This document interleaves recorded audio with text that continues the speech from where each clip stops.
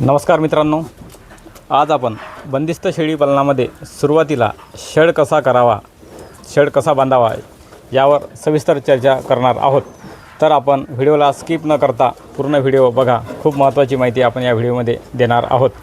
तर स्वागत आहे तुमचं स्वराज्य गोट फार्ममध्ये। आपला हा बंदिस्त शेळी पालन फार्म आहे आणि सुरुवातीला आपण ह्या शेडची जी रचना केलेली होती, तर सुरुवातीला अजिबात खर्च न करता आपल्या घरचे जे 3 पत्रे होते ते वापरून आपण हा शेड इथे उभा केलेला आहे। म्हणजे जर समजा सुरुवातीला आपण 4 ते 5 लाखाचं शेड इथं बांधतो म्हटलं आणि त्यात जर शेळ्यांची संख्या 2, 5 अशा 10 फक्त असते आणि तो शेड अवाढव्य दिसून पडतो, पण त्यात काही फायदा होत नाही। उलट आपल्याला अनुभव नसतो आणि त्यामध्ये आपलं परिणामी नुकसान होते। असं होऊ नये म्हणून सुरुवातीला तुम्ही असाच माझ्यासारखा शेड जर साध्या पद्धतीनं बनवला, आपल्याच घरगुती हे जे सिमेंटच्या डेळी वापरून आपण हा शेड उभा केला, ज्याला खूप कमी खर्च हा लागतो, याचा तर हिशोबही आपण ठेवला नाही, एवढा खर्च याचा कमी लागलेला आहे आपल्याला कारण काय हे सगळं घरचंच असते। हे जे 3 पत्रे हे ते वापरलेले आहे, जे आपल्याकडे साधनसामुग्रीची घरची होती त्याच पद्धतीनं हा शेड उभा केला।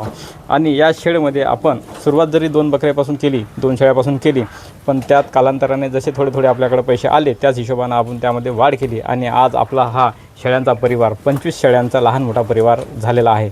तर ह्या शेडला जवळपास 2 वर्षे होत आहे। 2 वर्षापासून याच शेडमध्ये आपण काम करत आहे आणि फक्त आपण बनवल्या या शेडमध्ये फक्त गव्हाणा ह्या बनवून घेतल्या, कारण का गव्हाणाचं खूप महत्त्व या शेळीपालनामध्ये आहे। कारण का चाऱ्याची जे नासाडी होते ती नासाडी होऊ नये म्हणून या गव्हाणी खूप कामात येणारा हा विषय आहे।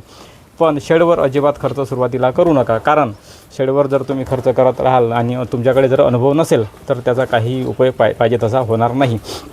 म्हणूनच सुरुवातीला तुमच्याकडे जी साधनसामुग्री आहे त्याच साधनसामुग्रीतून हा शेड उभा करा आणि त्या पद्धतीनं तुमचा व्यवसाय जेव्हा रोलिंगला येईल, जेव्हा तुमची भरभराटीच होईल, त्यावेळेस तुम्ही पाहिजे तसा शेड नक्की बनवू शकता।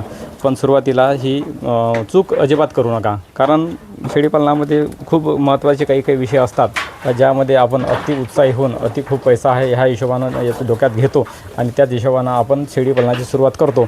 परिणामी आपल्याला अनुभवसुद्धा नसतो आणि शेडवर आपला खर्च होतो, मग आपल्याला मेंटेनन्ससाठी आपल्याकडे पैसे नसतात। पण ह्या गोष्टीचा जो आहे विषय समजा, तर हे गोष्टी प्रत्येक जणाच्या बाबतीत अशी घडत आहे, अशी निदर्शनात माझ्यासुद्धा आलेली आहे। म्हणून तुम्हीसुद्धा ह्याच पद्धतीनं शेड बनवा। साधा सोपा जर शेड बनवला तर यामध्ये बकऱ्या निवारा, फक्त यामध्ये पाणी नाही लागलं पाहिजे किंवा पाऊस जर आला समजा तर त्या ओल्या नाही झाल्या पाहिजे, याच पद्धतीनं शेळ्या इथे रमल्या पाहिजे आणि यंदा फिरण्याची जागासुद्धा आपण केलेली पाहिजे। तर ह्या गव्हाणी पूर्ण आपल्या टिनाच्या खाली आहे, म्हणजे 3 पत्र्यामधलं जेव्हा पाऊस येतो तर त्यावेळेस 3 पत्र्याचा खूप फायदा होतो। म्हणजे ह्या गव्हाणीतलं जे काही खाद्य किंवा चारा असतो तो ओला होत नाही, कारण का ओला जर चारा झाला तर शेळ्या अजिबात खात नाही, त्यामुळे शेळ्या आपल्या कुपोषित होतात।